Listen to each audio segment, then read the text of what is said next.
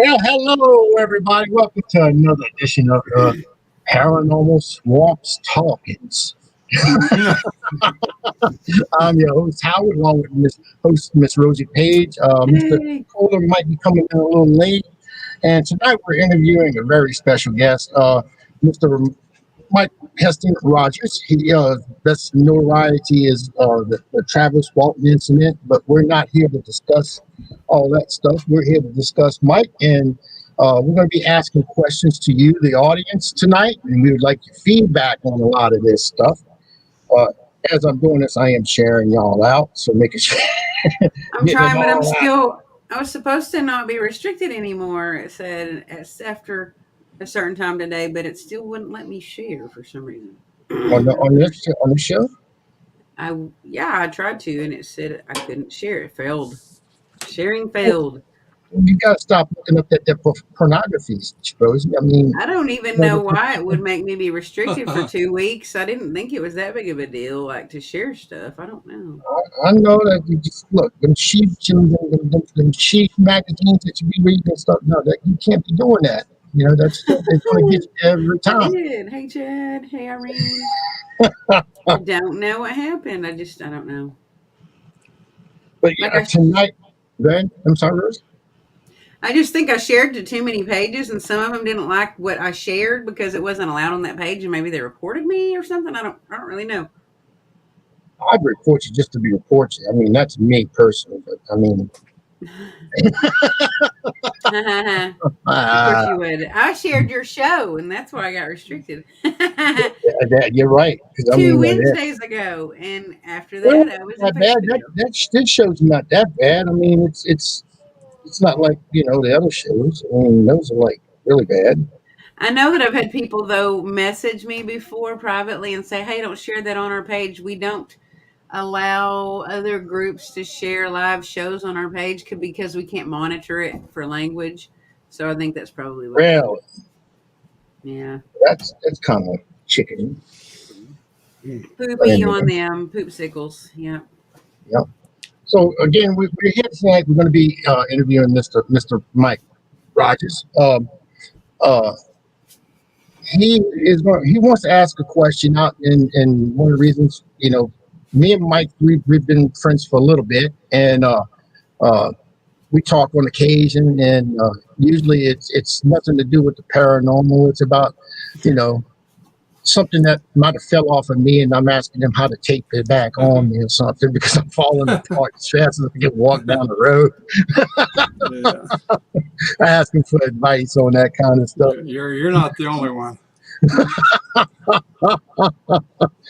Mike, I see that you did a show that was on the Discovery Channel. Oh yeah, good. You're a big movie star now. What about it? I mean, you ain't gonna talk to us comedy folks no more.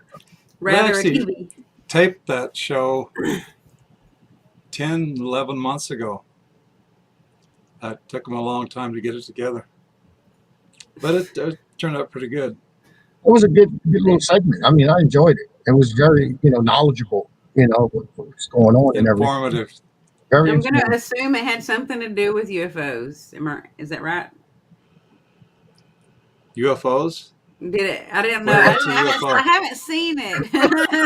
I haven't seen it, so I'm just like making an assumption. Well, I don't have a show. I used to, and it was called something very drab called The Realist. Mm-hmm. And I, after 14 months, they kind of asked me in a way to get off because I just wasn't doing the paranormal thing. I was doing too much reality, Yeah. And this was KGRA. And at first they thought it was pretty good, and I thought it was good because it gave me an opportunity to talk to people, and then there's a lot of people who listen to KGRA, and there's a lot of good hosts on there, but I'm not really truly of the paranormal. I'm not into that. I am in a certain way, but not the way people think. It's like I'm a realist, and I'm like the rascally realist, better be careful around me because I'll pull the truth right over your eyes before you know it. There's Jackie. Jackie's coming on tomorrow night, on Hey. Friday night. Uh, Jackie Harmon, huh? yeah, she's a founder of the West Coast Squatchers. The what? West Coast Squatchers. It's a Bigfoot. Okay. The Squatch. Yeah, I got a, Yeah, I got a funny story to tell about that. well, there you go. She would probably love that. I mean, Yeah, tell us. yeah, yeah, Oh, you want to hear it? yeah. We want to hear. Yeah. It. Okay. Well, it was, gosh, it's been closer to 20. It's been over 20 years. It's like I was talking a while ago. I was trying to figure out. It's been. I was thinking it's been like 20 years since I entered a logging contest. It's actually been 30 since the last one. I won it. I won it the whole thing, and against I don't know 20 some competitors. But that was the last time I did one because they've just closed down Arizona pretty much to logging contests. But I can copy and this is paste a them. story. This is a story. It's still in the woods, but it's a story about Northern California. Mhm. Anyway, close to 30 years ago, me and a group, there were 5 other guys, went on a trip Northern California. I don't believe in Bigfoot. Okay, I mean as far as like actually believing, like I tend to believe that it's something other, and I don't know what, but I don't really believe in it the way people do. But I was going along because I because I'm also after the truth. And if there's one way to find the truth, it's to go out looking for it, in some major way. And that's what I was doing. And we were hiking actually. We parked our vehicles and just took off into the woods. Had a map that turned out not to be all that good, but it put us pretty much where we wanted to. It put us in what they were calling Bigfoot territory. And on the third day, the afternoon of the third day, I was getting tired and hungry by this time, and I was just kind of wanting to leave because we didn't find anything. They would hear things at night, and they'd get all excited, and everything. And that didn't mean anything to me. People don't realize that elk can make every sound imaginable. They can copy just about everything that makes a noise, and you wouldn't believe it until you've camped out.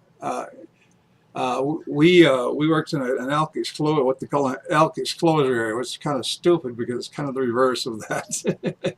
It's an elk enclosure area, and hunters weren't allowed in there. But we were working in there, and we would camp at night, and you lay there and you start hearing sounds, and next thing you know, the elk are right all around us, and we were in big tents and stuff. Deliberately to protect from the elk, but you could hear what they say, and swear that they can sound like a baby crying. They can sound like a bunch of women talking, gossiping with each other. They can sound like a freight train. You just name it. That would be really scary to be in the middle of the woods and hear a And, freight train near you. Yeah. And you consider what elk can do, and then you start thinking about Bigfoot, Sasquatch, and then you come up with a different idea about based on the sounds. And I would tell them that, but they don't want to hear it. Nevertheless, on the afternoon of the third day, we're walking along, and there was this Indian guy, obviously an Indian guy, standing over there, and we walked pretty much up right to him, and he says, "You guys looking for Sasquatch, Bigfoot?" "Yeah." And he says, "Well," he says, "I know where some are, just a little ways over here."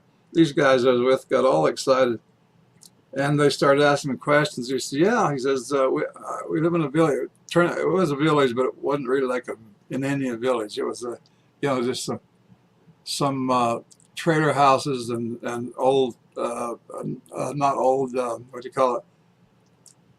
Housing, government housing. Yeah. Was it like a reservation type? Was it a reservation? Well, I never did find that out. Okay. We weren't there that long, but he asked us, we wanted so we went along with him. Nobody had anything that's going with him, so we did. And we weren't very far from where he was. I mean, we just stepped back into the trees a little bit, and there was these houses, and he went over to one, and that was his house, and we took. And he said, "You guys, you want some lunch?" Yeah, yeah. He took us in, and his wife was already fixing stuff, and he was a cheerful guy, you know. And we talked with an Indian, a Native American accent, you know, and he actually gave us some sandwiches, and everybody was eating them, but they were listening for everything that he had to say, and they were waiting to see a Bigfoot, you know, or to take us where one was. And finally, he says, "You know, you guys are looking for something that's big and scary and hairy and stinks really bad, you know." That's You my guys, ex-wife. what's that? That's what I've heard. That's my ex-wife. Yeah. Anyway, What are they supposed to smell like again? My ex-wife. Besides her. yeah. Anyway, he kind of like he was this Indian guy was kind of like waiting to drop the bomb, you know, like he couldn't wait any longer. He says, "I'll tell you what," he says, "you guys, we have some right here in this village, but you guys got the name switch around. You got the name turn around." He says, "We don't call them Sasquatch, we call them Squasnatch." Huh. No. Is that like a do they what's the reason behind it? Like I'm a waiting Native for you to American get the joke. She, squaw? Like a squaw and a snatch. I know what a squaw is. Like a squall is a Native American term. squash natch. Yeah. What is it like? A snatch of a squall? It's like that word Ame said earlier. This is funnier than the joke. Somebody made fun of his dad. He said, Riley's rated G. Sorry. You got that the word- name switch around. We Yeah. don't call them Sasquatch, we call them Squasnatch. You get it now? Chris is like, get it together. Rosie, get it together. She's like, don't you get it? Do you not get it? I'm a nerd sometimes. I was telling Anna yesterday. Sometimes I'm so literal that someone has to spell something out for me. And it's not because I'm dumb. I'm very literal. Does that make Yes, sense? yes. Like, Yep. yeah, I'm like, if you want a cup of coffee, you got to tell me you want a cup of coffee. I don't know. Getting that, not getting that joke is like a good thing for you. It's like it gives you a good reputation, at least at the moment. She hangs around with me long enough, and then it's going to go away. Yeah. His theme song is "I Want to Rock and Roll All Night." That's Howard's theme song. Yeah. Okay. Well. All right. Everybody else got it though. Oh, you kind of want me to lead out here with what I'm doing? Let's see. What is it? What she got right here? There it is. Look. Okay. And There you go. Jax is like, I'll tell you later. Chrissy's putting it on that for you. LOL. It starts with a V. Yeah, you know. Got it. Yeah. No. Did I tell you? Okay. Got it. All right. They're like, get it together, Rosie, get it together. Or there's Chad's it's like kind of like Snatch Chat, you know. Ah. Yeah, it's Yeah. but, yeah. Let's get into this. I really want to hear this. What everybody thinks about this. To be honest with you, because now you got me curious. Mike wants to ask a question, and he wants y'all, to participate, and he wants to find out what are your thoughts. Well, And yeah. The first, though, I need to lay some groundwork because I want to talk about what the basis is for the questions I want to ask. Yeah. You see, I'm writing a book. I've been writing it for several years. It's the story that everybody already knows, but it's in my own words. but it also incorporates things that happened several years before that, in my opinion, are just as fantastic, especially in terms of the incident itself, the visual part of it, and then some very, very fantastic things that happened after 1975. So it's kind of from my point of view, but the things that I'm including are make it very much my point of view. Although Travis Walton was included in part of these things. To just give you an idea, back in 1970, which is 5 years, in fact, it's a little over 5 years prior to the incident that made him and me notorious. We were driving out of Snowflake, and I had a Dodge Charger at the time, and we had it loaded up. We were headed to Phoenix to go to the last day Big Sur. We didn't know whether it was actually the last day or not, but I thought it was. And we decided to go. It was kind of based on our time frame, but anyway, they have a place down there called Big Surf, which is a place that it's a surfable lake, and it's barely a surfable lake, but it is one. And mostly people, use a rubber raft, rather than actually, boarding. But just the same, that's what we were doing. And we got out late out of Snowflake. It was late in the evening, and not late in the evening, but after sunset, it was dark. And I'm not going to tell this whole thing, but I noticed what I thought was a street light. And until I realized that there weren't any street lights out that far. What it was like a globe. The reason I always thought it was a street light, it was like a globe with the top half of it gone. In other words, it was a globe stuck up in some, what it turned out to be is a sphere that was coming out of the clouds. And it was creating those clouds. It pretty obvious that it was creating the clouds, or that it had some major interaction with the clouds. And the clouds were unusual because they were normally wouldn't be there. These are clouds that were way low compared to where clouds would normally be. I'm talking about clouds that are just a couple hundred feet off the ground and have a flat bottom to them. And this thing was making quite a bit of this cloud cover.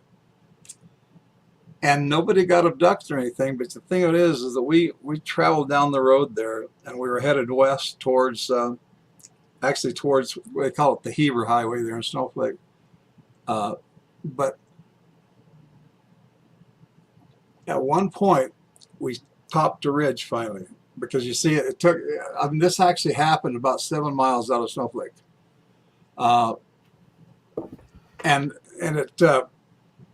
This object was always moving, but it was slow, and it came down out of the clouds, and it came down real close to the ground, not on the ground, not that I could tell anyway, but came down close to the ground. It was large. It was like somewhere between 80 and 100 feet in diameter, and it was perfect, and it perfectly round, a sphere. And it didn't seem to have any definition. Didn't have any construction details that you could see clearly. It was just a globe, and it really got people excited. My wife was there. Travis Walton was there. Travis was sitting in the front driver's seat because my wife wanted to visit with my two younger sisters who were with us. And my brother Charles was there too. He was in the back seat. And if anybody knows of Dodge Charger, there's a large area back there. Kind of makes I don't know what you call it, a lounge, rather than the back seat of a car. It'll actually spread out, and it's pretty neat that way. And a big back window, so you could look up anyway. Yeah. Well, anyway. we watched this thing as we kept going down the road, and the closer we got, the more cool it got, and the more excited we got, until finally we got to this one point to where it disappeared for just a few seconds, because we were kind of like coming up on a ridge, not a big ridge, just a small one. And then when we topped over the ridge, right then, within seconds, a light came on the bottom of this object, which hit the ground, and it had very straight sides. The light was like coming from a point, not a fixture of it of some kind, not like a football stadium where the light's coming from an obvious thing of dimension. It was coming from a point, and like as if what it was coming from didn't exist. Anyway, and it was wide enough that even though it wasn't very high in the sky, it was lighting up a very large area, and then it started to raise up at the same time. And as it rose in the air, this area that it was shining on, which had very extreme edges to it, got larger, and it was bright as day. I mean, brighter than day, really. And of course, everything else around the outside of that was dark and night. So it was really spectacular that way, and the object was spectacular. And like I say, it was always in motion, and it went back up into the clouds actually, and then you could see that it was headed to west, and it gained some speed, and it took off. And you see, one thing that's important about this is it wasn't just the 6 of us in my car. It was also a busload of football players who were returning home to Heber after practice that evening. And the bus driver is somebody I knew. And the cool story about that is that I didn't even know who it was. I mean, I remember seeing this bus, but not anybody there, just the bus there and on the side of the road. And we were the first UFO convention that Travis Walton and I ever went to was Tonopah, Arizona. Tonopah, which is west of Phoenix, a ways. I don't know how far, but it's a little ways off the main freeway, heading west towards Blythe and places like that. And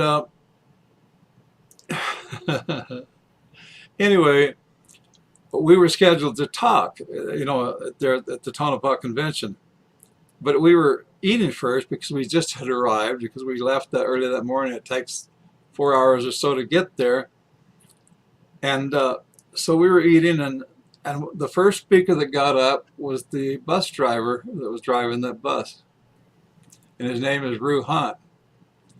And it turns out that this convention, the speakers were all being recorded, audio recorded. So I bought an audio recording of him, Rue Hunt, and which also had Travis and I on it. And of course I still have that, and I listen to it here every once in a while for somebody or whoever. And that is, and Rue Hunt has been dead for, oh gosh, a long time. I don't know how long, like 15, 20, 25 years, something like that. And his talk about that, and he was a guy who was not very literate. He was a bus driver, but he wasn't really well educated. And he apparently didn't know the word sphere. So he kept calling it a ball or a circle or what, like that. And but the way he would describe it, you could understand what he was getting at, what he was trying to describe. And so we have that, and of course the guys, he on his tape, he talks about these guys that he was taking home, and how they were so scared that they didn't want to report it or talk about it or anything, and they didn't. And I haven't been able to find one of them, but I'm trying, to find one of those guys. Because they would be a little younger than me, and they would still be living in the area, a lot of them, people are going to know, because that incident was quite something, and there was quite a lot to it, a lot that I didn't tell, but that starts this book out, and then of course it goes into Travis's story and all that, but in my words, of course, and then other things after that. So it's a large volume, but incorporated into all that is something else I've been doing for 45 years, and that's called, the study of illusions. And if there was ever anything to study along with UFOs and like that, it's illusions. And that's why I was doing it. Not in 2022, or not in this day and age. No way. I mean, that was a No, little no bit study of before illusions. now. I'm joking. I said, no way, not Yeah. in this day and age. There are not good Yeah. graphics and Yeah, CGI well. and other things. Well, now not only do we have photographs and things like that can be messed with, but we have digital, and digital has created a world for us which anything can be created, anything. And I've done some illustrations. I've done a lot of CGI work, and you literally can make a photograph. I create paintings now on my TV screen, and they look more like a photograph than the ones that I accomplished painting. Mm-hmm.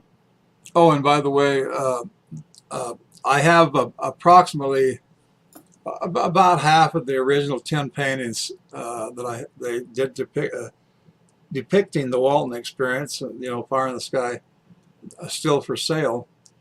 I don't own them. They belong to a collector. I sold them to approximately 8 years ago, but they're still for sale. And Oh, hell no, so I want you to paint me one. That's what I want. I I want would you to like paint to me one see now. what they look like. I'm a big art fan. I want to. Joking with you, Mike. yeah. Well, you can see some of it on my page, my Yeah, Facebook page. those are works Yeah. of art, man. And the other thing, what's going to be is being incorporated into this book, and that's what I'm working on now, is incorporating the illusions and my study of illusions now into the book, because it's very Mm-hmm. appropriate, in my opinion. And most people agree with me. If you have a good knowledge of illusions, you're halfway there as far as the subject of UFO is concerned. Because a lot of UFOs are misidentification, but Mm-hmm. illusions go deeper than that, a lot deeper. A lot of people don't know this, but if you were to take just the illusions that I put on my Facebook page in the last 3 weeks, say, which is like maybe 7 or 8 altogether, you're going to come to a conclusion pretty quick. What isn't an illusion? Chad just said, Chad said he can do illusions. He said his wife thinks he's high. So, I mean, Well, give you an example. This is something you can read right there, and I got a little illustration behind it. sure. The highway stripes, driving down the road.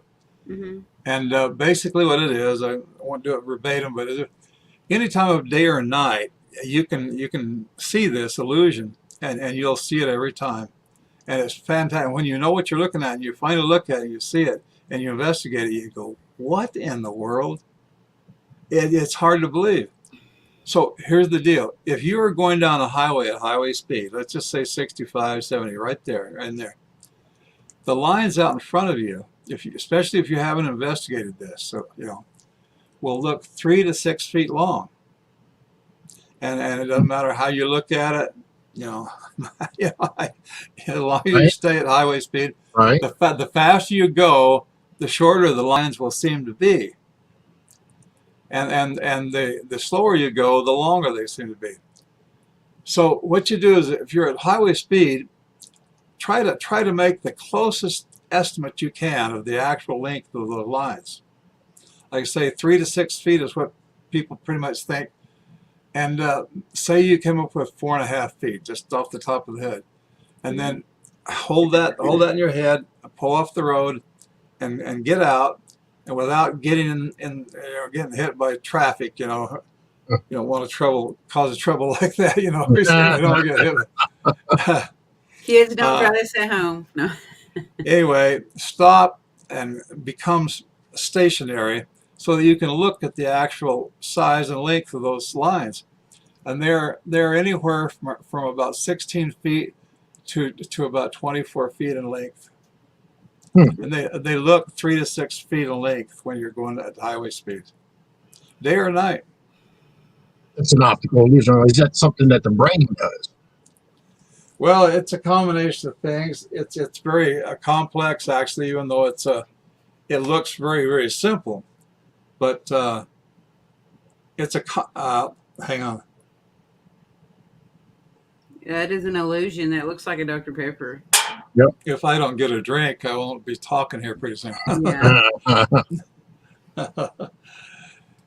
Anyway, that particular little illusion there that I've drawn out there is it's a natural illusion.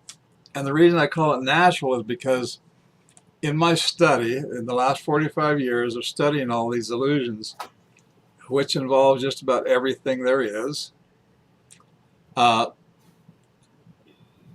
natural illusion is something that's very much different from the other illusions. You've got mental illusions, of course, which is just a matter of the brain, the human brain. And the human brain can either can find illusion or see illusion because they're just daydreaming, or because they're angry, or emotion sometimes ties into it, often does, or just because the person is kind of off balance, But that's a mental illusion. Then you have man-made illusions, which includes good and bad illusions. And a man-made illusion is like you go to the movies and theater, you can see these special effects that now in our own lifetime we watched movies expand from very silly looking things that are very obvious. I'm talking about the special effects now. Yeah. Are so obvious that to me, why do it? But nevertheless, we watched it go from that to what now looks absolutely real. I mean, one of the scenes that comes to mind is Star Trek, and the Star Trek vehicle, is in the water, in the ocean, down the water, and it's totally hidden, and then they have to leave so that they can rescue Spock. Right. They can't do that while they're in the water for some reason, but anyway, they come out of the water, and before, because I know quite a bit about that stuff, and I've studied it besides, and that ship coming out of the water, and the way the water comes off of it, the way it turns, Right. the way the camera itself moves, the camera that's taking a picture of the whole thing moves slightly. Right. The whole thing goes into a fantastic three-dimensional effect. And especially if you've seen it in 3 dimension, then you really get that. But that's all special effects. That's all an illusion. But it's a very controlled illusion, and they've gone way into studying what it is and how to do it. And that's I don't even know most of what they do about it.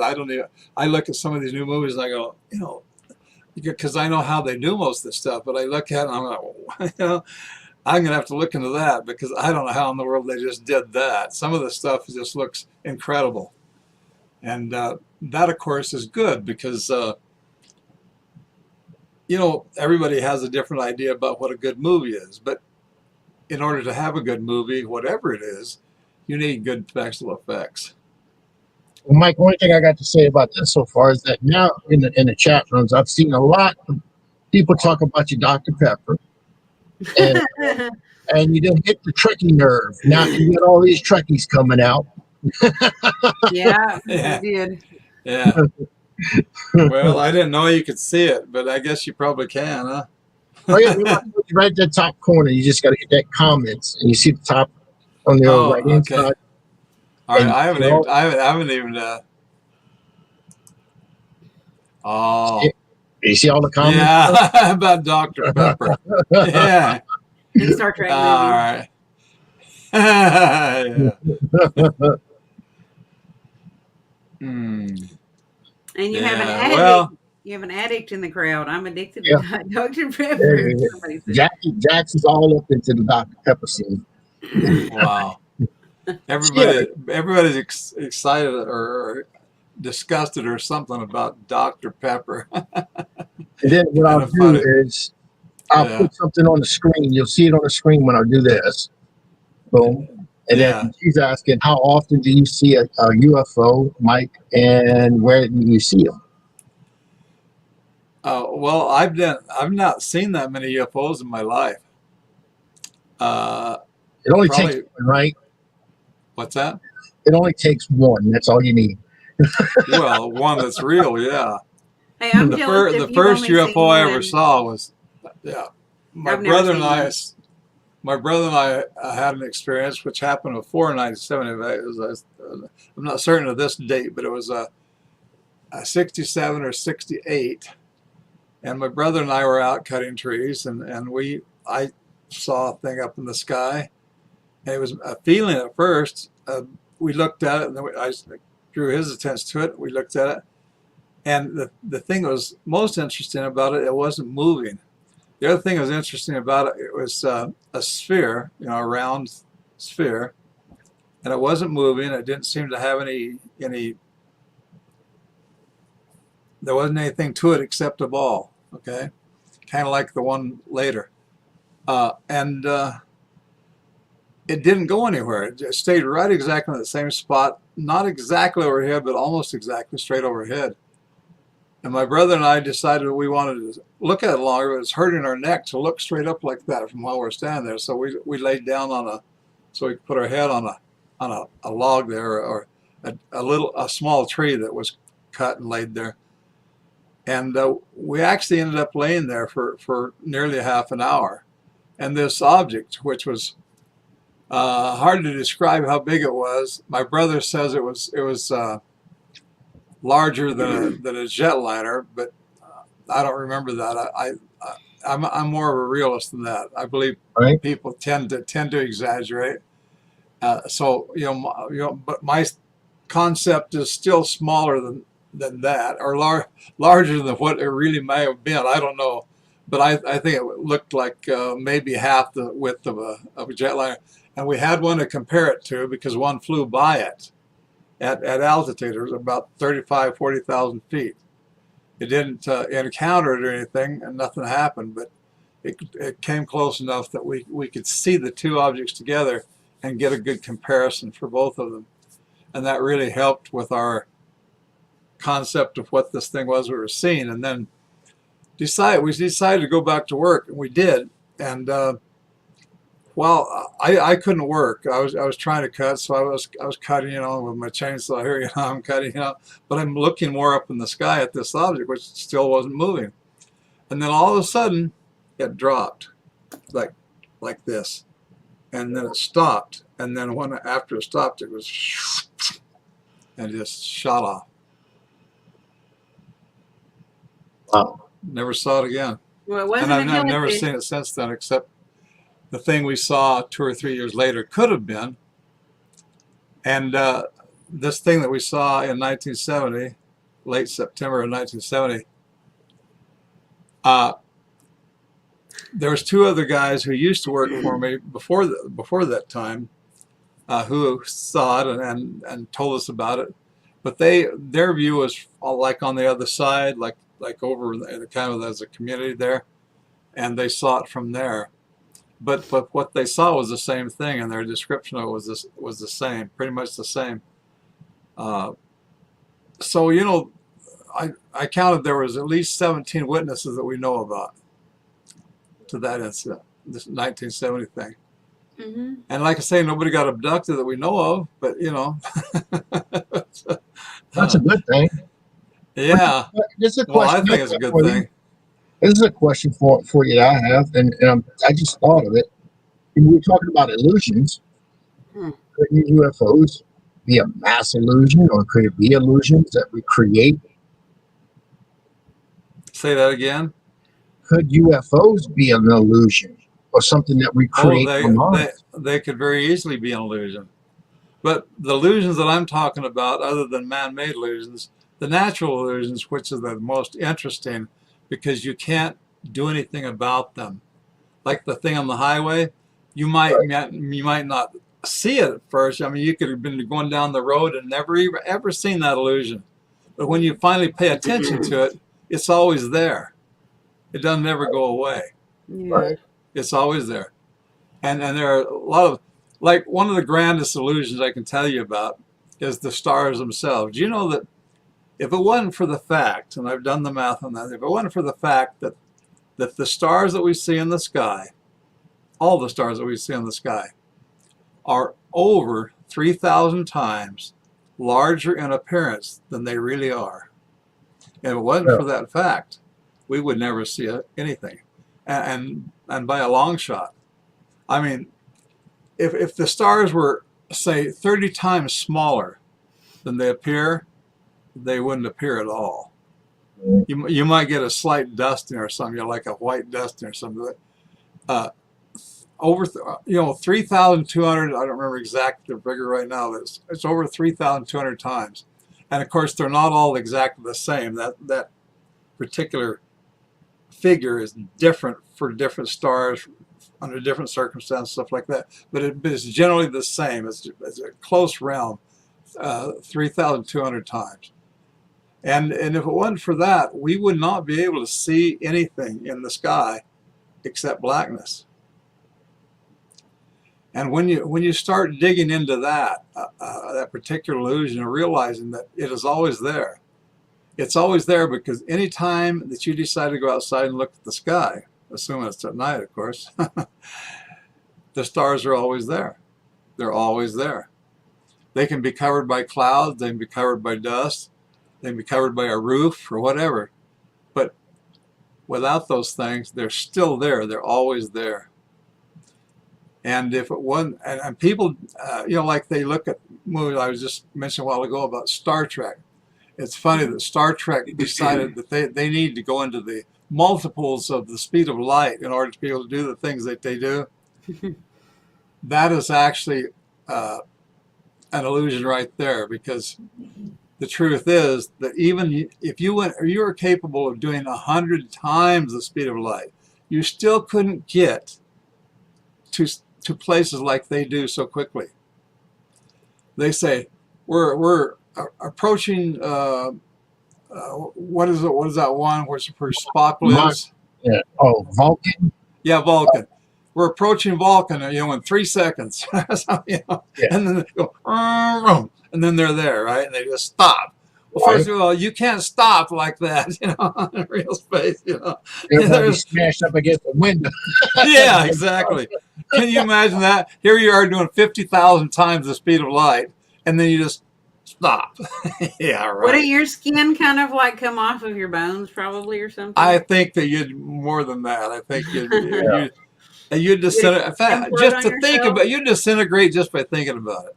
Yeah. That's But then you can still do it. I mean, it's not warp speed or whatever they call it, but it's actually bending time and space.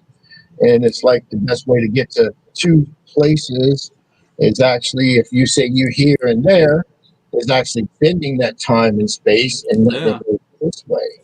And if you stand, you close your eyes and kind of look up like that, and you think real hard, okay, and if you click your heels together 3 times and then fold the sides of your forehead back to where they touch each other, then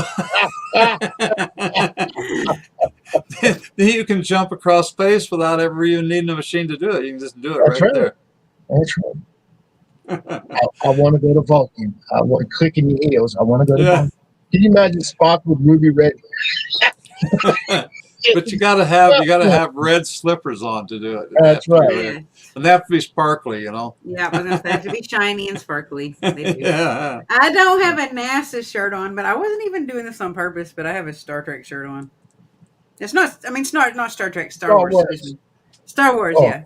Boo! Yes, boo. Star Wars is my thing. I like Star Wars more than Star Trek, but to each their own.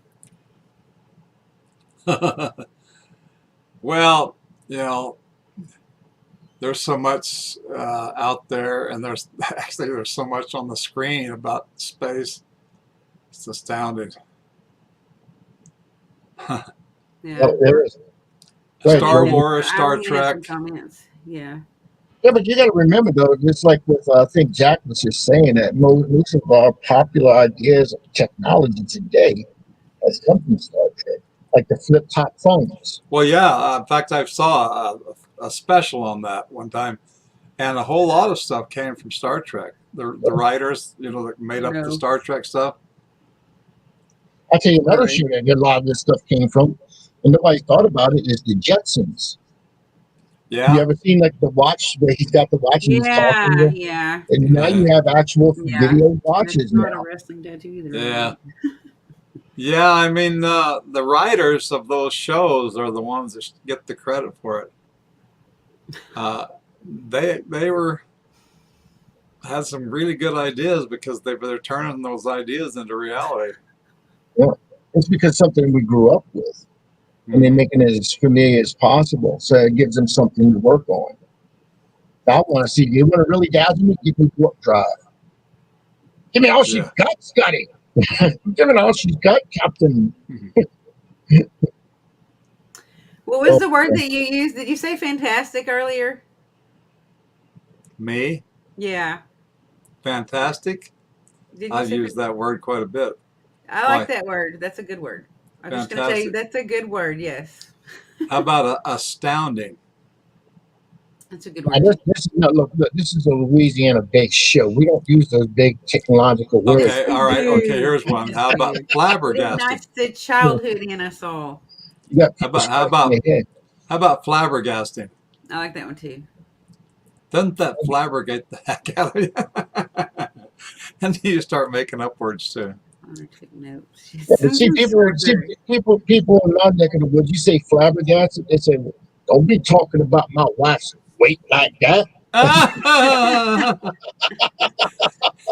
don't You think so. know, I don't even know your wife. Do you have a see, wife? That's funny. Oh my God. Yeah, I or am my talking husband, about or my husband, or whatever. You got to watch how you put that kind of stuff now. There is a Mrs. Howard Petrie somewhere. She's soon to be a Mrs. Howard Petrie. Yeah, Ah, she's in there. Yeah, she's in there somewhere.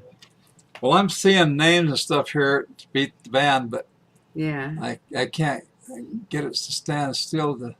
Yeah, it keeps rolling. And people are asking questions. That's what. Oh, some of these people are asking dirty questions, Yeah, Are right. they? Yeah. Like what was going on? Huh? Well, I won't tell you. I already And they got one over brushed here, past it. Jeremy. Jeremy is the owner of the Things Network, and he says, "I do believe Stargate is more realistic." Stargate.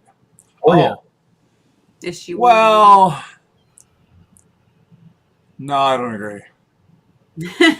Star Trek, even though they're still in their infancy, they're a little further ahead than Stargate. Joanne. I'm flabbergasted. I love the first Stargate movie was good, but all that stuff since then is just second shows. class. Yeah, the shows weren't that great. I like the movie myself too. That's what I more coincide when I watch it and stuff like that. Or Dune. Dune is a really good movie. I like Dune. I didn't like the new one though. I'll tell you what, Mr. Howard. Yes, sir. Mr. Rogers. Mr. Rogers, there you go, Mr. Rogers. Oh wow. Why don't you pick out a question that's interesting to you and put it up there where it can be seen, like you did a while ago, Sure. and then I'll tear it apart. All right. Yeah, okay. Let's put it this way, since we're so far ahead of everything. All right. We're asking y'all in the audience, all y'all in the audience, if you have a question you would like to ask Mike about, just put it out there. Let's just, this About is the anything, time to really, do I it. guess. Yeah. Once Mike goes, Mike, I don't hear from Mike anymore. I mean, he disappeared on me. He's got that lifestyle, man. He's like the Bigfoot. He just goes into hiding. Yeah. He- like he hides them, in, with the movie stars and everything. You just don't see him Yeah, anymore. right, Huh. sure. He forgets about us little people. What page are you I on, only Dad? knew one movie star personally, and I haven't seen him for a long time. That's Patrick. What was it? Yeah, that's right. Robert Patrick. Here's Robert a good Patrick. question by Chad. How many illusions can be There you man-made? go. How many illusions can be made? Man-made. How many illusions can man Man made? made. Can be Man man made. made? Yes. Well, anything and everything you see in a movie is, and that's a lot. Oh And yeah. then you can get off into these things where, for instance, you can buy these little books or big books, whatever, that you learn how to cross your eyes the right way, and you know what you're looking for because they're not easy because they're not only illusions but they're tricks at the same time. Do you think aliens can and do wipe your memory when you're abducted? Well, I don't know anything about abduction because I've never been abducted, uh, so I don't know what they can do. All right. See, here's another one. I know they can get here without crashing. Where these days put the bodies of all the short figures that fell out of the saucer in Roswell. Right. I tell you the truth, I don't believe there were any aliens in Roswell. I know a lot of people are going to say, That's a good question, well, I'm Jeremy. crazy, but I'm working on that one. that what I just said about get here without crashing is based, is about that. I think that people, here we are, human beings, and we crash airplanes now and then, but there are a few airplanes that we've never crashed, even though they have hundreds of trips a day and thousands over time, and they don't crash. And when I flew to Australia, I felt perfectly safe in first class because I stick my head up to the window over there and just look out there, and I just thoroughly enjoyed the trip. You see the Uh, peasants hanging on the wings and shit. You're in first class and you see the people out there hanging on. We almost there. yeah, right. Is that how you did that?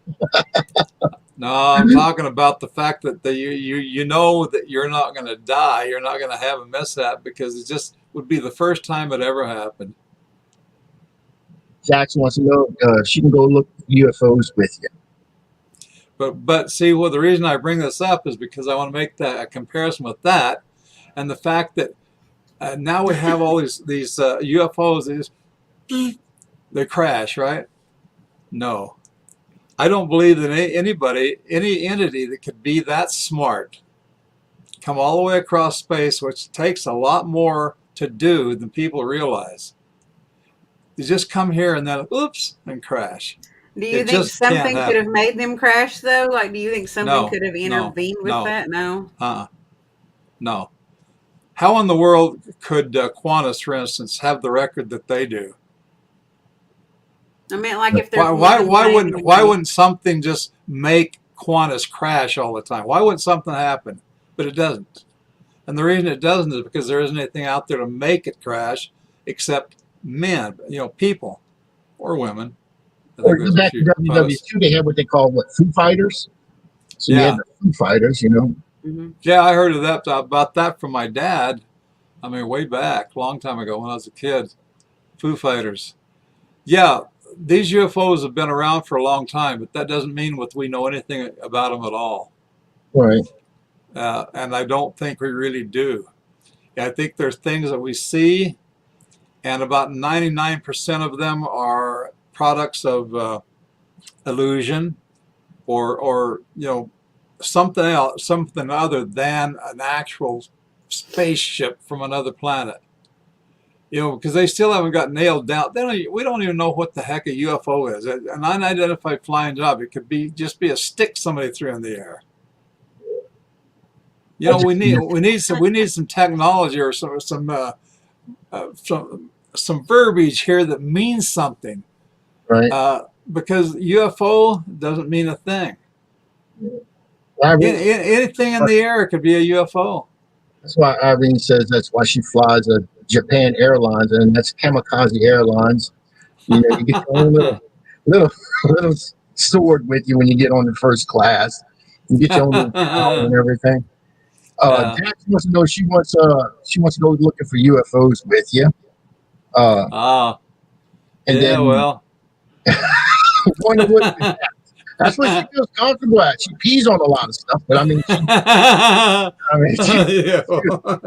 She likes the Sasquatch hunt. yeah, she Yeah, said. there you go, Sasquatch. Jeremy's I asking like what that question a passages lot. in the Bible describe That's it. events that could be attributed to UFO and aliens. Well, they might describe it, but that doesn't mean that's what it is. See, that's the big trouble with everybody's thinking in the UFO field is that they think that it's something that they want it to be. And that doesn't mean that it has to be that just because they think it and want it. You know, there are too many things in life that people would like, but that doesn't mean that they're going to have it just because they see something that looks sort of like it and they think it's coming their way, and they can make up all kinds of things in their mind about it, but that doesn't mean it's happening. You know, we have something here called reality, and people seem to forget that. And then you got Jax asking the second question. She's asking, what would it take for you to agree to be abducted? Well, I don't think it's something you agree to. I think it's something that happens. Hey, You Todd. know, I mean, how do you agree to be abducted? I mean, you'd have to know an alien for that, wouldn't you? Yeah. Sign right here. Say, I'll take you Adam, to my leader if yeah, you abduct me. yeah, the 47, he's talking about the Roswell crash. Yeah, that was supposed to be a lightning strike that hit it. And supposedly that's what knocked it, the UFO out of the sky. Well, what if it was a kid with a beanie flipper? You know, just hit it with a rock. Come Todd, on, let's get real. Get real. Let's put reality into some of this stuff that seems to be. yeah, they changed it from UFOs to UFAs now. They're just changing up the words, you know. You got to please the civil Yeah, and all well, that, you know, and all that good stuff. So, everything ages. I would imagine UFOs do, and I imagine the entities that are in them do. But how do you Todd, know? In fact, we don't even know that UFOs are actually contain anybody in them. That there's that's what somebody pilots or anything. That's what Jack says. UFO drones. Could be. They certainly could be. In I bet fact, you money to read it. there's a big aspect of the space travel that says that if anything is coming here at all, it must be a drone, because anything piloted or anything containing a live, carbon-based animal, for instance, something that can fly it, but carbon-based, it's going to be so weak and so much like people that it couldn't possibly withstand the pressures and the trauma and the hell, just practically anything that would take any stress that you would come to because of being in space and going as fast as they do and all of that. And Chad was More asking, likely that they're drones. Yeah. he said, I didn't really think being abducted was really a thing you got to agree to. No, I don't think so either. I wouldn't go for all the anal probing. I mean, that's something a whole I have a different ball game. question again. I have a question again. You should ask Travis that. Is his butthole like twice the size it was now? Yeah.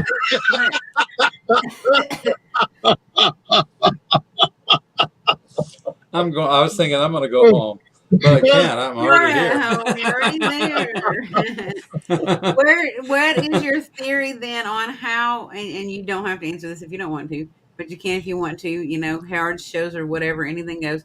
What is your theory then on how? I guess how the world was created, and if How there the were world was dinosaurs. created? Yeah, or if there were dinosaurs and stuff. Well, I think the scientists have got it pretty close to being right. I don't think religion does. But scientists, the ones that study the creation of the Earth and then the whole solar system and stars and the heavens and everything, they're getting to where.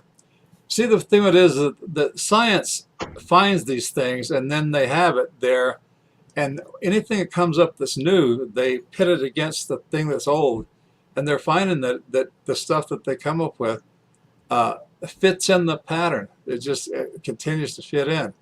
And so what they have then is a continuously, it just sets back on itself and it lets you know that it's real, because there's so much to it. You don't think it might have been the Earth might have been seeded? Say, like they said that there was strong possibility that there was life on Mars, and from an asteroid hitting Mars, it actually some of the pieces, asteroids and pieces of Mars landed on the Earth and actually seeded Earth for life. Yeah, well, that's possible. I think the thing we need to look at whenever we think about these possibilities is what's most likely. Occam's razor. What's Right. most likely? You can come up with all kinds of things that are, well, yeah, that could be, but look a little stronger at what is likely. Right. Because what's likely is more likely. It would take too much. I mean, just coming out of a soup, we'd be more. I don't think we would be more developed than what we are right now. I think we'd still be climbing in trees and stuff like that, to be honest with you. Could be. I've wondered about all that stuff. There's some parts of society you look at and you think, that's got to be true. How in the world could this group of people even drive cars? They don't seem to have the ability to do I think much the of anything. question is, why do this group of people here drive cars? Well, I'm not going to pick any names out like Chad and Josh or Some anybody. of these people, I live down in don't Florida. need to drive cars. I live down in Florida, and then I've gotten behind a few Florida drivers, and it ain't pretty. Yeah, well, we got to be politically correct, don't we? I mean, you can't. So what do you think about time, Mike? Like, do you think it's a real thing, or do you think it needed to be invented, or what do you think about Time? Yes. Yeah. What do I think about time? Like the existence of, like 24 hours in a day. I can tell you this, time doesn't exist. It's just nothing. Time does not exist. It's an effect. In fact, a whole lot of natural illusions are the product of effect. Something that man created. Well, something that nature creates. Most natural illusions have nothing to do with people. It has to do with nature. That's why I came up with that term, natural illusions. Mm-hmm. Like the moon and the sun, you mean, kind of? Yeah, except day and night. That's a whole different subject. It depends on which one of your concepts that is, because there's a lot of different concepts along that line. He said he'd grown time before and it exists. I'm talking about time to seasoning. I'll tell you when time gets real is when you know how old you are and you realize that you're not likely going to be here a whole lot longer, Yeah. And that kind of gets to you. You got to make the best of it. That's the only thing you can do. Or that can also be a lot to do with gravity as well, I think. When you start to feel the effects of gravity really well, you kind of... Oh, well, that's when you come to gravity. Man, now you're talking about something that's extremely real. Yeah. I mean, it's so real, it actually exists. It really is there. Well, it has to, I guess, or we would float around everywhere. I mean, sometimes we think we're floating around everywhere, but really not. Oh, yeah. You can get the effect without, all you need is a good drug, huh? Or we're trying to float everywhere. I just daydream a lot, so, I mean, I don't even need drugs. I do.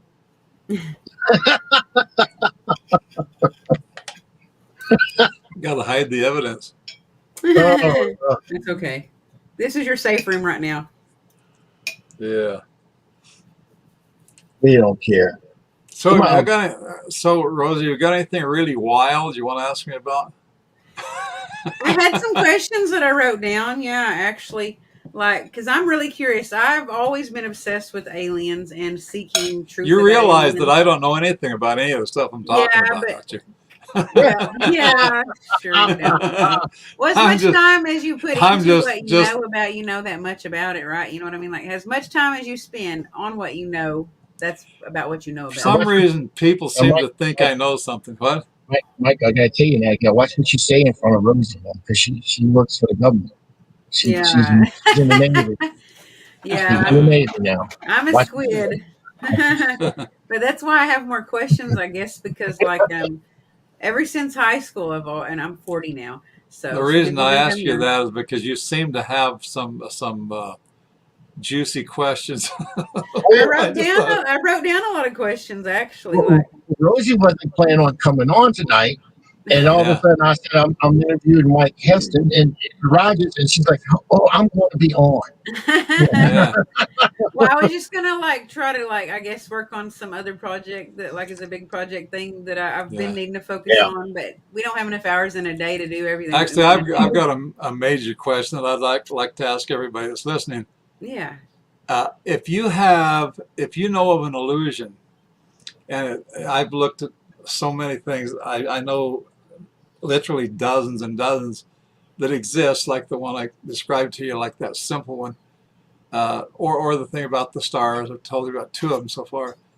But I would like to know, anybody has an idea about something that is an illusion, something like that, something like I've described already. I'd like to hear of somebody's concept of an illusion that I haven't heard of before or haven't discovered for I've myself. got one right before I'm gonna let I'm gonna say this right quick, and I'm gonna let Rosie take it because I know she's itching. I can see her over there. She's just like, "Arr." But you said an illusion. How about the Philadelphia experiment? Yeah, well, they should have kept it in Philadelphia. That's when he made a ship disappear.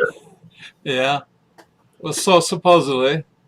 But the thing of it And then is that none of these things have any actual evidence.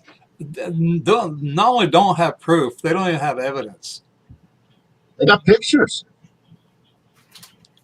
Whose pictures? The Navy's, Yeah, who? There's a whole lot of hearsay evidence. In right? fact, about 99.99% of everything in the UFO field has hearsay evidence, Okay, and lots of hearsay evidence. we'll get the pictures. Rosie, you in the Oh, Navy, get them pictures. I know there are some that look very, The big very. problem with Oh. pictures is that pictures can be created. Hmm. I know because I can create them. Right. I was gonna ask, and I'm not saying that they are real, but there are some pictures out there that look really plausible. That are ones that were, not supposed to be released, supposedly. But if they weren't a UFO, I think that it would actually like. Do you feel like wouldn't it even be worth figuring out what they are if no one has an answer? Well, no, anything that's really truly looking like it could be something very, very fantastic should be investigated. Yeah, you don't just cast it out. But at the same time, don't be spending all your time looking at things that don't amount to anything. Don't focus Right. on one thing all the time. Yeah, Yeah, I believe in that. I don't think you should stay focused on only one thing. Don't go too far down yeah. the rabbit hole. You might get Rosie, lost. What is this? A swamp right here in Louisiana? Here is that What's that? like a swamp? Is that a Oh, reflection of behind a there. swamp? Oh Yeah. yeah, that's a swamp. Yep. Okay. All right. That's where we go I just have fishing. to ask. Yeah. We go fishing in there. Yeah. Have We you don't get ever studied Houdini? Because I know that he was a major person that was really focused on his life work at the end to try to debunk people that were illusionists and Who is fraud. this? Harry Houdini. Oh, Like, have Houdini. you studied any of his techniques to try to fraud, like to try to defraud Yeah. people and like try to prove that they were Yeah, I've illusionists read and a stuff lot. like that? I've heard a lot about that. I haven't read so much, but I've heard a lot about it. Yeah. He was definitely an illusionist. this guy here is supposed to know some stuff about illusions. It's they're saying David Merlin, um, and Jack's trying to coach him into telling you about illusions and stuff like that. He said that he's seen a UFO over Tacoma. Temecula. Temecula, California. Temecula, California. Yeah, David, if you got any ideas about this, is what this, we're asking tonight is about illusions, man-made or natural. Yeah. He says Uh, I am. if you throw a real, what you think is a real UFO in here, you could He be is an mistaken for illusionist. an illusion. But, He is an illusionist. yeah, well, like I say, way up into the 99 point something or other are mistaken identities, which a lot of it falls in the realm of illusion. In fact, it's an illusion on some level, you know. If it's not a real UFO, it's an illusion on some level. Okay. Right. We have things in life that with our illusions that we just accept all the time. Mm-hmm. I We agree with accept that. them. I agree Yeah. with that. But those are the things we know about. The thing too that really interests me is the fact that a natural illusion can't be. I'm not friends with David. I don't believe. If you bring David on, it'd be a good for you to talk to him if you want to do that. Maybe she Right? means on another show, or I don't know if she means right now. Maybe she even means next Wednesday. Well, how would you do that? Do what? This guy you're talking about. You're talking about right now or later? We could do later. He's asking Or, how would you do it? Like you would send him an invitation if you're I was already friends with them on thinking Facebook. on and on, just like I did with you, but that's all it is. She's saying Yeah. now. Well, He says, I think the UFOs are ETs, extraterrestrial. yeah. Well, if they're real, then they kind of have to be. Because otherwise, what criteria is going to distinguish them as a UFO compared to just whatever, Mhm. Right? We already have swamp gas and ball of lightning, Yeah, that's true. Well, and there's another natural illusion. It's called sunrises and sunsets. I mean, if you look at these huge sunsets and stuff like that, Oh, people yeah. actually, that's a natural illusion. I mean, just from the gases and the humidity. Well, I can tell you some really good illusions about the moon and the sun. Mhm. If you're wondering how big the moon actually is and how big it is in reality compared to how big you think it is, you'll find out that in reality the moon is extremely smaller than you think. Mhm. In fact, in the movies, they have to paint a moon in every time there's a movie about the moon or has a moon that's significant enough that has something to do with the movie. They have to create a moon that is hundreds of times bigger than it would really be. But otherwise, you couldn't see it in the picture. It'd just be a little dot out there, and it wouldn't be any way of knowing that was a moon. Here's the thing. The sun and the moon are of this pretty much the same apparent size. The reason we know that is because of eclipse. You know how big the moon is because Mhm. when the moon covers the sun, it eclipses the moon or eclipses the sun, all except for a little. So the moon is just a tiny bit smaller than the sun in apparent size, not actual size, but apparent size. Mhm. But now, think about the sun. How big do you think the sun actually is? No, I'm talking about an apparent value in a just a blank space out there. You got the space and you got the sun. How big is it? Well, when you're outside on a hot day or any day for that matter, and the sun's glaring, you can't even look at it without hurting your eyes. The sun can seem pretty large, and if you use an apparatus where you can actually see it, okay, even that'll give you an illusion of a larger size. But in reality, the sun is very small. And if you don't believe it's small, compare it to a full moon. I've had the opportunity to view 2 dark of the moon rises. If you know what that is. It's when the moon comes up, but you can't see it. It's completely black because it's eclipsed Right. by the Earth. Yeah. And there are a number of ways to see how. Well, just take your thumbnail, like go outside on your porch or your balcony or whatever, and the moon comes up over here, and it's a full moon. It's a full moon. Okay, huge full moon, right? Stick your thumb up there and compare how big it is to your thumbnail. You'll find that realistically you could place somewhere between 8 and 20 moons on your thumbnail. The width of the moon compared to your thumbnail is like at best a quarter of the width of your thumbnail. And yet the moon is a little over 2,000 miles wide in diameter. It's And it changes colors too, because now you can actually, with the illusion of it changing colors, you have a blood moon, you have a blue moon. oh you have, yeah. Strawberry moon and a worm moon. Mm-hmm. Yep, that's right. Autumn moon.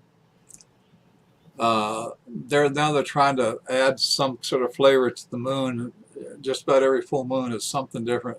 Yeah. Yeah. That's just because they're trying to make something more of it. But still, the moon. When you go out there and you look at a full moon, you think, "Wow, look how grand that is." But it's really this big, Yep.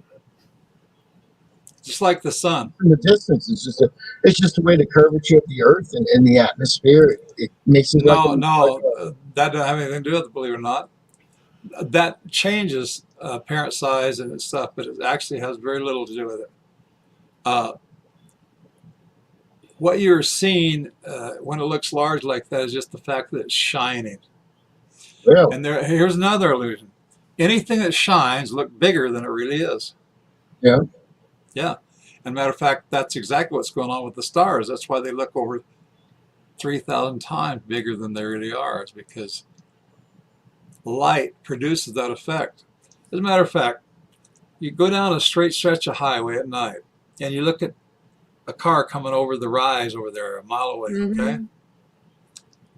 Now keep your eye on it, keep your eye on it, keep your eye on it, keep your eye on it, because it'll take a long time to get there. And then you realize that it's 5 miles away and it's a truck loaded with lights, and before you thought it was a car way over there. Mm-hmm. The headlights on a car can look hundreds of times bigger than they really are. Kind of like a lighthouse beacon. Yeah. Mm-hmm. It looks huge, and it But can of course, yeah, a lighthouse beacon isn't really trying to make that light look. Well, they're trying to make it look bigger, but that's not exactly what they're going after. They're trying to create something that's gonna. I couldn't resist putting this up there. Chad said, So when I send you pics, I should use a flash so it shines. So when I send women pics, I should use the flash so it shines. Oh my god! Yeah, oh, that's funny. Yeah, you should always use the flash and make sure it glares too. Yeah. Put a little fuzz on it, a little haze going on, a little humidity in the air, something. I'm just still thinking about the lighthouse beacon. Yeah, well, lighthouses are cool all by themselves without any of that concern. Yeah. But yeah, I like lighthouses. They're so small but it can light up a whole entire pier. Or oh yeah, I mean, they can be seen many miles out there into the ocean. Let me ask you this: the way they're projected. Let me scoop your brain on this one. In the movie, of course, it's called Fire in the Sky, and in the movie y'all said that. Well, in the movie part, I know actually I read the book. Y'all's book, but they also said that it looked like the whole everything was on, it was just a bulb, it's huge light. It looks like everything was just lit up. And just a while ago, you said it almost looked like when you're with your brother, and you said that it looked like a street lamp, and there was no street lamps in that. Well, that wasn't with my brother. Well, it was with my brother. My brother was there for that one too. But you're kind of confusing the times. They're different. My brother and I alone back in 1997, 98, we saw this one thing up in the sky. It was daytime. It was just a silver orb that was up in the sky and did its thing that I described. And 5 years later, or 2 or 3 years later, it was Travis Walton and myself and my sisters and my wife and my brother, and of course all the other people that saw it and everything. But that was 3 years difference in time. But it was it could have easily been the same sphere. I mean, Yeah, so I was thinking because aren't they known now? I mean, they said that they actually put like little pieces of metal in there. It's like trackers. They almost like they tag you, and it's almost like they tag a person when they abduct them. So they actually are able to follow that person, or when they come back, they can actually find that person that yeah. they once abducted before. So that's what I was thinking. 3 years is not very much time passed, in that time period. Well, I don't know if they need that. I think we're always limiting the ability of these people who are many, many hundreds, thousands of times more intelligent than we are. If That's they're not hard smart, either. if there's no, it's not hard. It's real easy. It's just, it's like a lot of people think that Einstein was just a dummy. Oh no, he's like my hero, honestly. Yeah. Like, I love Einstein.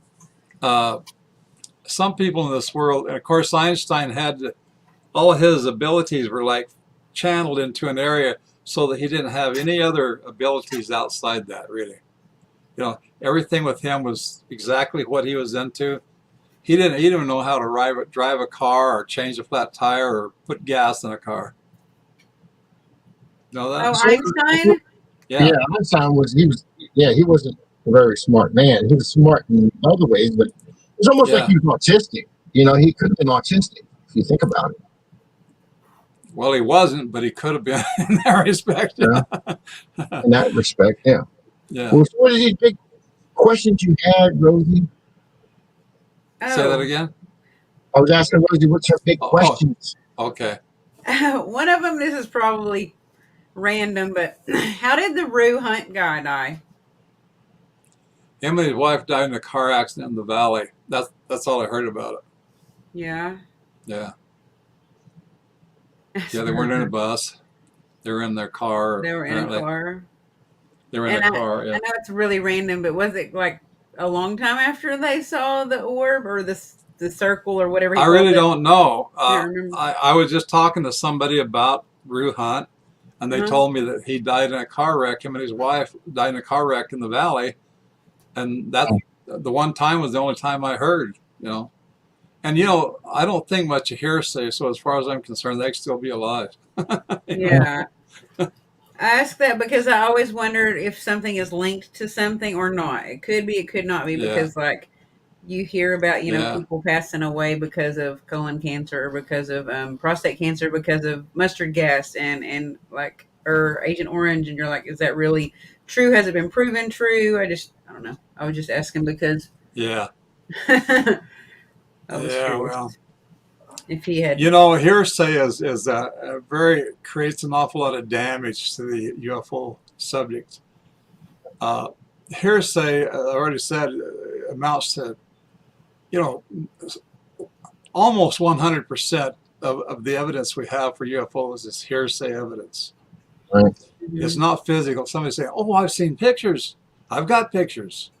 I got a piece of metal." That's just like in the paranormal world. That's the same thing. It's on your reputation as a person, I think. Yeah. One thing I've realized about hearsay is that, it hasn't been more than 200 years ago, most of the intelligent world, or the people who could speak, were in the Stone Age still, but England, America, like that, they thought, most of them, that the moon was just beyond the clouds and made of Swiss cheese.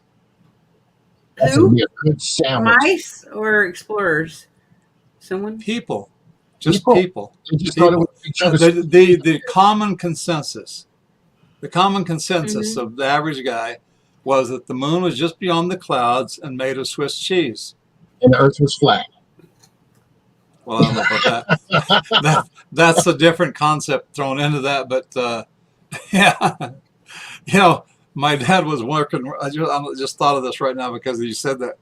My dad used to work on the railroad. He was a conductor, and then he was an engineer and all that stuff.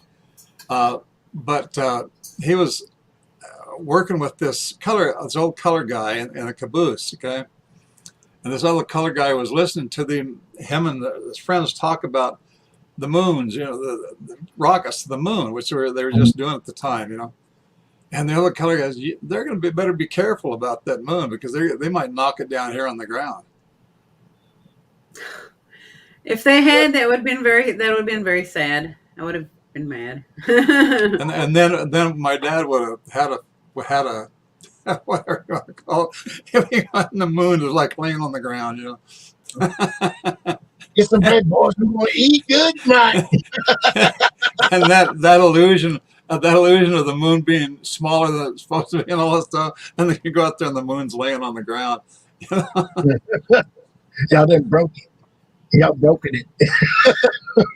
Let's hurry up, eat this damn thing. Jackie has a good question. Yeah, that's what I was going to say. Jackie has it's a good question. It's a personal question for you, Mike. How has all of these incidences affected your life? Well, it's made my life a heck of a lot more interesting. People are always asking me if I'd just as soon never had been with Travis and that had never happened. It doesn't make any difference because I'm glad that it did happen because my life would probably be a lot more boring than it is. Yeah. You meet a lot of people. You've been to a lot of places, met a lot of people. Oh, yeah. Yeah. I've seen your pictures. I mean, I follow you still. I mean, just because you're a big time movie star and stuff doesn't mean I don't. I don't check the page out every once in a while. I mean, I do check you out and see how you're making out. So. Robert Patrick is a big time movie star. He's just played my part. I actually try to avoid Hollywood when I go to Los Angeles. That is true because they have two parts right here, and I'm looking at it. And one was where explorers on ships from history claimed to have seen huge, bright orbs in the sky, an object which David says didn't Christopher Columbus write about seeing a light come out in the ocean? Through history, there's been a lot of that orb stuff. And I want to tell you something. I spent several years, during the summer, during the season, the crop circle season, going to England, 93, 95, 96, 97, because I was on this kick trying to prove, because I was taking a lot of pictures and talking to a lot of people, that UFOs were all man-made. Because right to that point, they seemed to be. Until one night, when I was peeking around, doing my thing, I crawled under this fence and got up, and there was a green orb moving, almost so fast you couldn't see it, but it was flitting around like a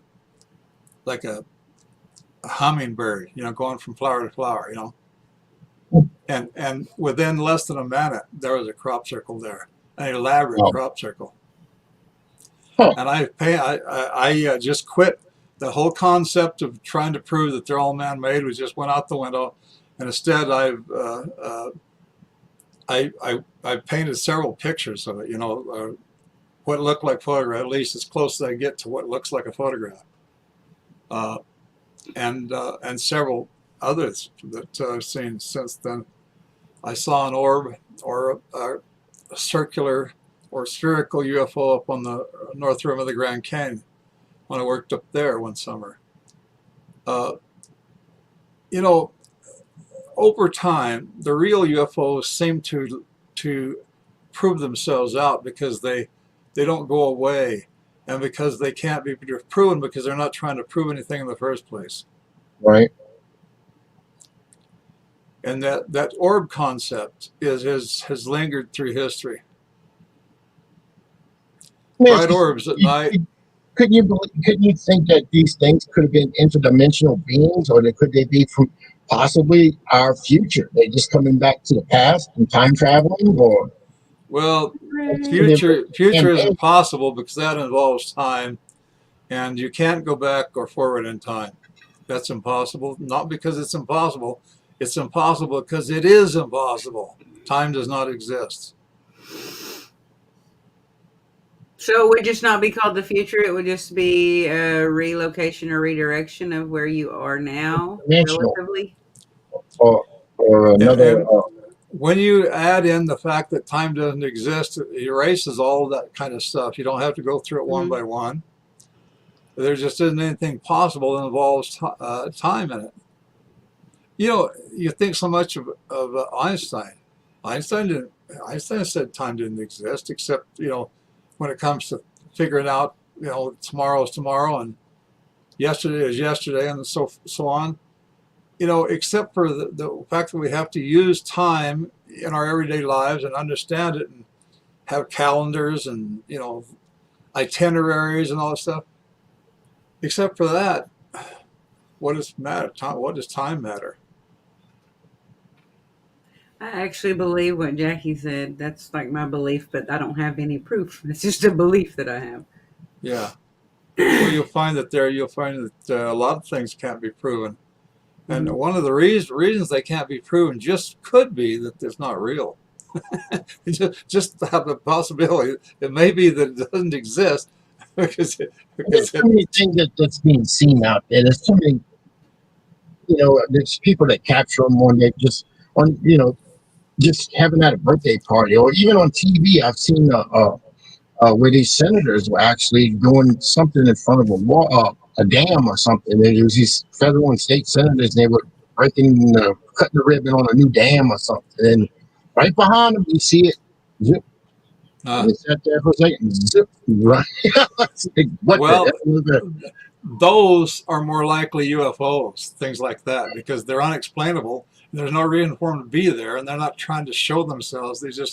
They're there, and for just a split second or a second or two, and when you see that, it's not usually affiliated with any sort of purpose, seeming purpose. You know, I heard the story about UFOs down in Brazil and the rainforest down there in Mexico City. Big thing in Mexico City. And when you look at the film, you say, my God, that's like proof itself.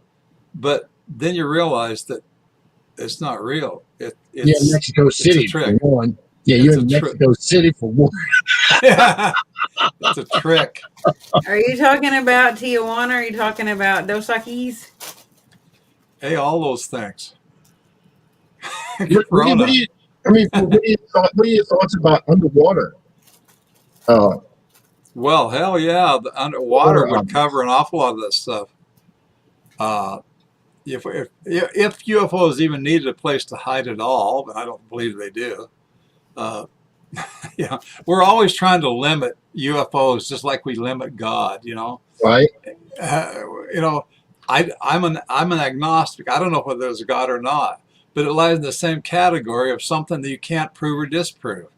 Right. And people, and in spite of that, people are always trying to decide that they know, and what they think they know is to put it down, to give it an identity that makes it beneath man. Yeah, I agree. If there is such a thing as God, he's not going to be beneath man. And he's not going to have emotions. He's not going to get mad at something and trash a bunch of people because he's just mad. I'm mad as hell. You know? I'm not going to stand for this shit no longer.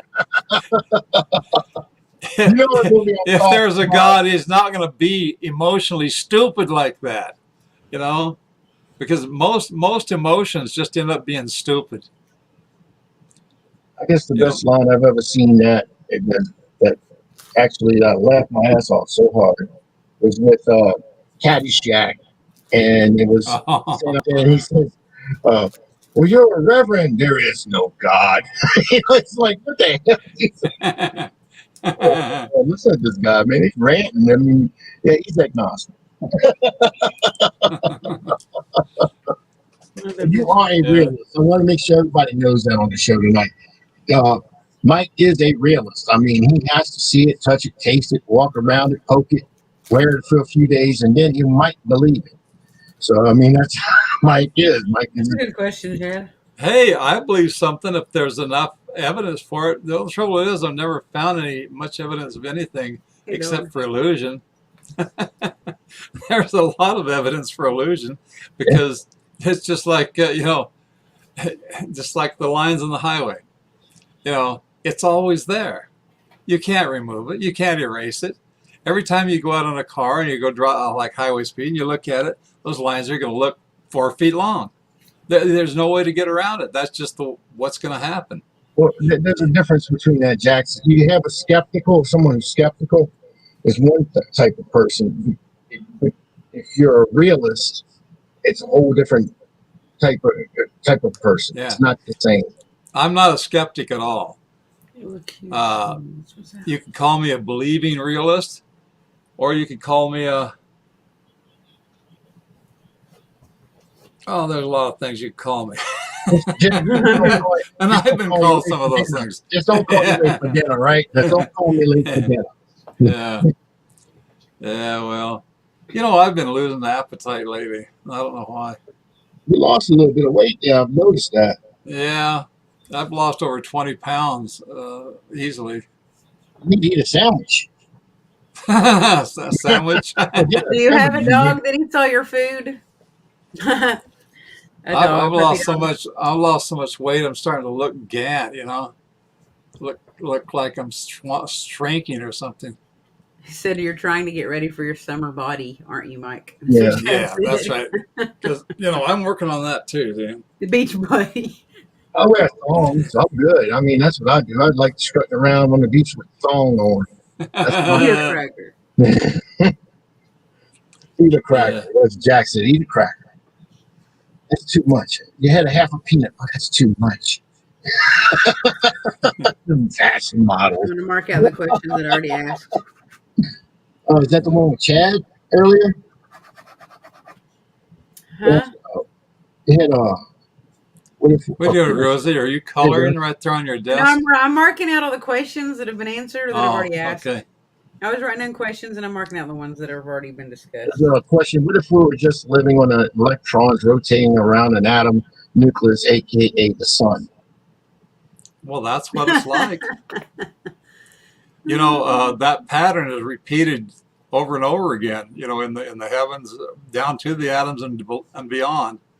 What we know of things that are smaller than atoms are taking that same shape, formula, and everything, and everything above it. I mean, and you take and you look at the solar system, the planets and everything, and the moons that go around the planets and all that stuff. That's kind of fantastic because there's so much of it. You're right here in our own solar system, but beyond that, you have the same thing going on with galaxies. Oh. There are more galaxies visible in the heavens than there are stars. There was something I heard today. It was similar. I heard. I don't know where I heard it or read it, but maybe it was. I don't know who it was, but anyway, they said that there are more galaxies than all the sands on all the seashores and all the beaches of the entire world. Yep. I've heard the average galaxy is about the size of our galaxy, which makes up 2 or 3 billion stars. And multiples of that when you come to planets and everything. What do you think about artificial intelligence? AI. Yeah. When artificial in what way? What do you think about artificial pretending or created? Created. Well, that's pretty easy to do to a certain level until whatever it is you created becomes as intelligent as you are. Then for some reason it stops right there, right at your level, and kind of points to you as the one who created it. Yeah. I don't think it can learn more than what you've actually created. And it goes off on its own and just learns and learns and learns. Yeah. It takes off on its own. And just theorizes and comes up with its own concepts. And yeah. Then I'll start. Robert Patrick would walk out with his police uniform on, and Yeah. Just as long as he doesn't start dating one of my daughters, that's all right. What if he has a lot of money and he can take care of her really well, though? Yeah. Well, money doesn't mean everything. my thinking, my experience in life is people with money, they don't let anybody have any of it. People that do experience it. Do what? Did you say people that do experience it? People who have money aren't going to share it with anybody. I've never known a single person that had a lot of money who would share it with anybody. Even a little bit of money, even a little bit of it. Are you Especially saying they're nowadays. tightwads? There are lots of names for that, but Especially nowadays with gasoline almost like $5-6 a gallon. Yeah. Yeah, We're gonna have to start finding new transportation means, I think. it's called a bicycle and feet. yeah. Yeah, there's a bunch of other ones though. There's a lot of other different besides driving a car, a regular car that takes a lot of gas. Well, there's city bus, Mm-hmm. Stuff like that. And trains and Yeah. On your thumb, taxis and Ubers and Oh, Lyft. that, yeah, hitchhiking. that's That's the a best good one. one. Yeah. A skateboard and a hoverboard. Hoverboard. Electric Yeah. scooters. That's a good one. A what? Yeah, What but you call it? An electric scooter, someone said. Yeah, Did you say a graphic scooter? electric An electric scooter. Oh, scooter. well, we bought my son bought his daughter, or we bought her a what they call a hoverboard, but it's actually just it's like those things that the mailmen used to use to deliver mail. Yep. They get on it and it'll go down, and you can balance it. It just has two wheels on it. That's all holding it up, and then somebody's standing on it, and plus mail and everything else. Hoverboard. Yeah. Yeah. Anyway, now you go to Walmart and you can buy a hoverboard for $100 for a kid, and if they have good balance, like my son's daughter does, she can make it look like a hoverboard, all right. And it's fantastic. It's wild.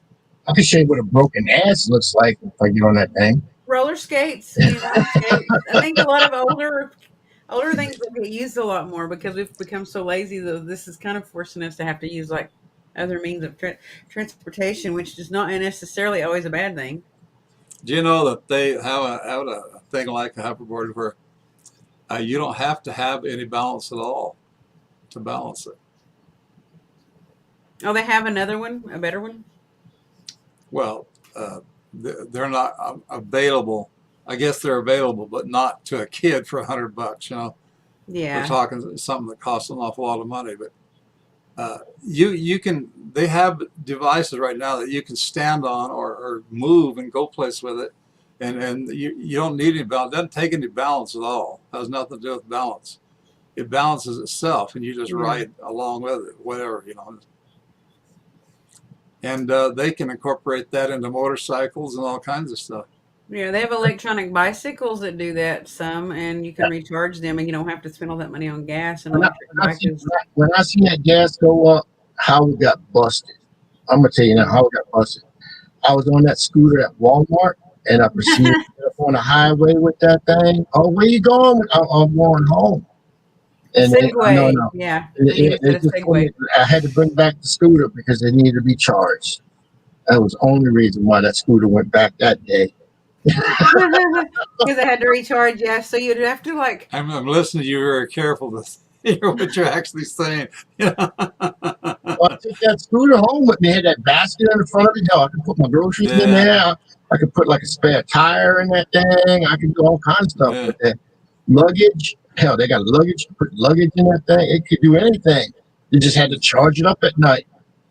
All you had to do. They have drones big enough now to lug people around, and they don't need to balance either. Jeez, look at that. That's what's in California right now. That's crazy. $7.25 a gallon. How much? Seven $7.25.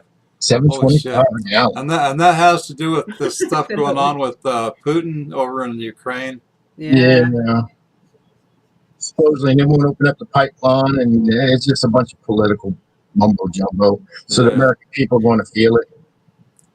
has to do with money. Yeah, There, somebody's trying to make money. Somebody is making money. it ain't me. I'm losing money.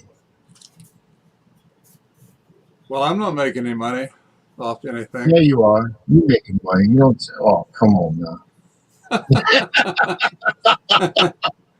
Big movie I think star, it has to do singer, with more Yeah, than artist, only money, though. I think it artist, has to do a movie little bit more star. than money. right. I think that Vladimir Putin also really wants You to see, dominate the world too, it's though. a play on words. When you say something like that, it depends. What do you mean? What are you balancing that against? You see? Yeah, Oh, what you guys were talking about, the money and the gas and Yeah, the war right. and stuff. Yeah. A that's a person good can one there say, too. I don't have any money, and the truth is, they just won the lottery or something.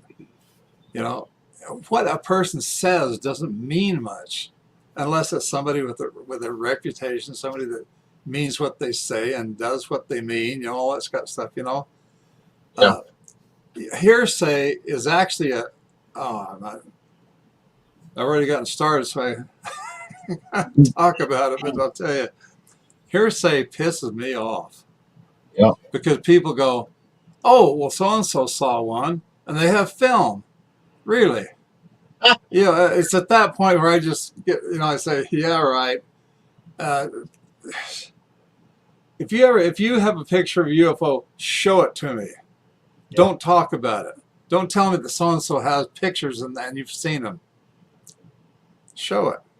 Jack's already gave you a name. Look at that. You're Mike Daddy Warbucks Rogers. Warbucks. Yeah, all right. Warbucks. Oh boy. If people only knew how poor I am. Hey, You do like I do. I go out. It's just like what Chad was saying, and that doesn't happen in California. They don't. They show their movies so much in California. They do that down here in Louisiana. It's because it's hot. We just take our shirts off. And that's why we have pasties down here. Because you just cover that one little section and you're all right. You can wear. yeah. Women do it all the time.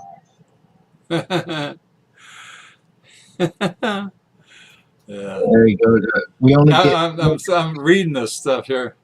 Yeah, I'm We posting on only the get between screen some of it. 1 to 8% of our oil from Russia, and Biden opened oil reserves. Uh-huh. Jacked up prices are coming from other companies reacting to it and jacking up Part prices of of that is oil actually per probably barrel true. in response. Well, I don't know. He said a lot right there, so you kind of have to look closely at what's been said. Well, that was probably going to happen because Biden even made a statement and he encouraged people to not do that, to not withhold the gas and jack the prices up so that we had to pay more because they knew that it was Yeah. Gonna being, be a panic, a scare, a rush on it. Just yeah. like they did toilet paper when the COVID hit. Yeah. Everybody had to have Yeah. That's toilet why we paper. need to use natural Yeah, resources remember and the figure out toilet other paper ways. scare of 2019? Yeah. Yeah. I remember I got enough toilet paper. I ain't gotta worry about buying toilet paper for the next 6 years. Yeah. And if I run out, I go into the woods. You ever seen them dogs when they scoot on the ground? That'll be Howard.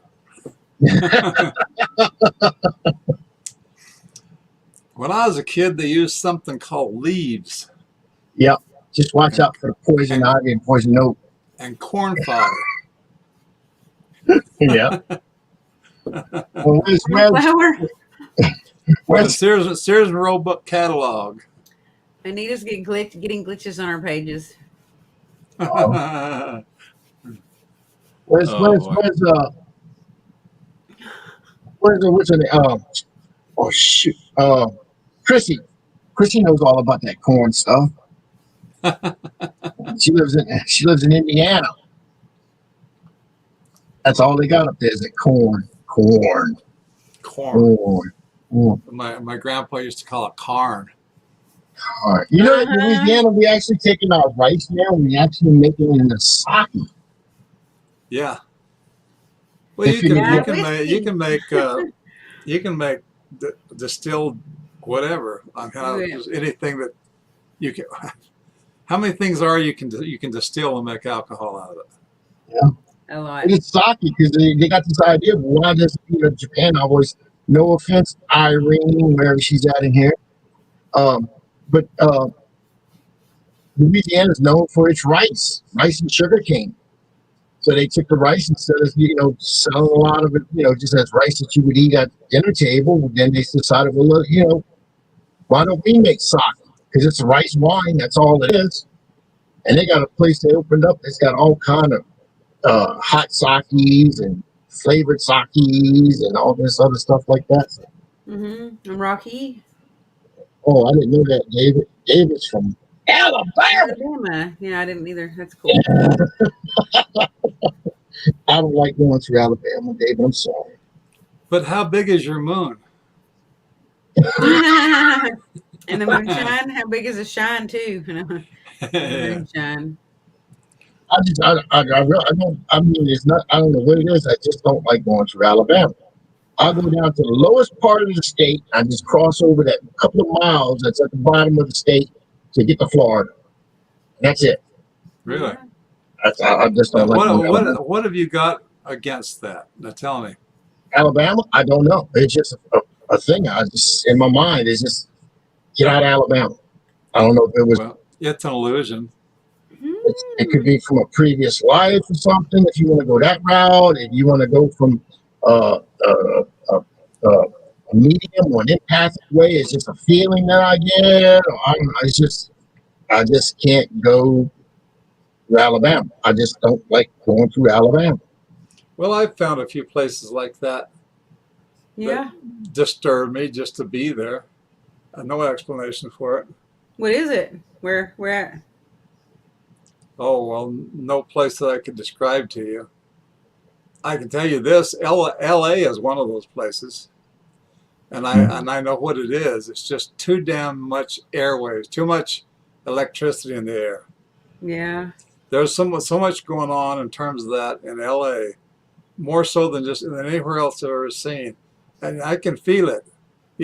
I can't even feel it in other places. Like I don't feel anything in the air. But in LA, I can feel like there's a kind of a static buildup in LA. It's always there, Like a strong And, electromagnetic field or something like that from that. well, it's a magnetic field created by so much electric activity. Yeah. Power lines and radio and TV stations. Broadcasting, police bands, private Vegas. bands. Las Vegas too. Cell phones. That's Cell why you can't phone. sleep in Vegas. That makes a lot of sense when people say you never sleep in Vegas. That's probably a lot of the reason is all the electricity. Could be. I'm just saying that too. LA and Orange County feel backwards, or like Dara refers to her as well. Yeah, well, there's a lot of places that have that. I didn't get that feeling in Las Vegas, but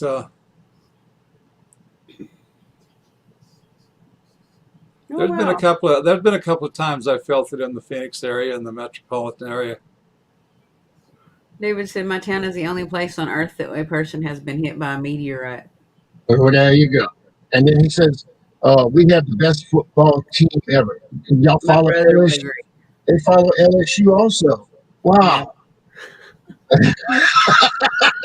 Roll Tide, right? Roll Tide. Tigers. Oh no, I was talking about Bama. I said they follow LSU, Louisiana State. Yeah. Yeah, LSU. They love LSU over there. She says, "I love it when the lights go out, when the power goes out. It's finally quiet." And I guess in Los Angeles. Not in Vegas. The electric never goes out. You can't Nope. sleep because it doesn't go out. You'd have to be hit by a meteorite to get it to go out. I don't think it would then. Even then, they probably have some kind of backup generators. Yep.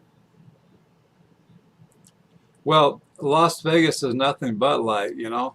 I know. Yeah. Or Rosie, you have anything else? When I was there, I didn't sleep very much at all.